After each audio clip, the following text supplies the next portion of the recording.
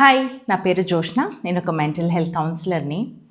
మనం వాడే 4 మాటలు మన పిల్లల హృదయంలోని వెలుగును మెల్లగా ఆర్పేస్తాయి. నెంబర్ 1 ఏంటంటే, నువ్వు ఎప్పుడు ఇలాగే చేస్తావు, నువ్వు ఎప్పుడు ఇలాగే అజాగ్రత్తగా ఉంటావు, నీ వల్లే పనులన్నీ చెడిపోతున్నాయి. ఈ మాట బిహేవియర్ని కాదు, పిల్లల పర్సనాలిటీని దెబ్బతీస్తుంది. దానికి బదులుగా ఈసారి పని సరిగ్గా కాలేదు, మనం కలిసి ఎలా సరి చేయాలో చూద్దాం అంటే బెటర్గా ఉంటుంది.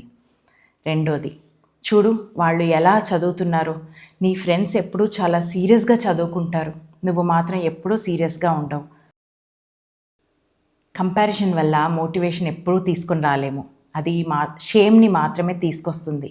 దానికి బదులుగా నీకు చదవడం కష్టంగా అనిపిస్తే అది ఏ పార్ట్లో కష్టంగా ఉందో నాతో షేర్ చేయి, నేను ఎలా హెల్ప్ చేయగలనో చూస్తాను అని చెప్పండి. నెంబర్ 3, నాతో మాట్లాడకు, ఇప్పుడు నా దగ్గరికి రాకు, నేను చాలా కోపంగా ఉన్నాను.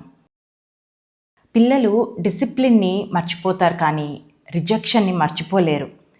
దానికి బదులుగా ఇప్పుడు నాకు కోపంగా ఉంది, కొంచెం టైం తీసుకొని తర్వాత మాట్లాడుకుందాం అని చాలా పేషెంట్గా కూడా చెప్పచ్చు. నెంబర్ 4 స్టేట్మెంట్ ఏంటంటే, నీకు ఏమీ రాదు, నీకు ఏ పని సరిగా రాదు, ఎంత చెప్పినా ఉపయోగం లేదు. ఇది వాళ్ళ సెల్ఫ్ వర్త్ని దెబ్బతీస్తుంది. దానికి బదులు ఈ పనికి ఇంకొంచెం ప్రాక్టీస్ కావాలి, నువ్వు నేర్చుకోగలవు, నేను నీతోనే ఉన్నాను. మనం పర్ఫెక్ట్ పేరెంట్స్ కావాల్సిన అవసరం లేదు, కానీ సేఫ్ పేరెంట్ అయితే కూడా సరిపోతుంది. మీకు ఈ వీడియోస్ నచ్చినట్లయితే లైక్ చేసి సబ్స్క్రైబ్ చేసుకొని ఫ్రెండ్స్తో షేర్ చేయండి. Take care.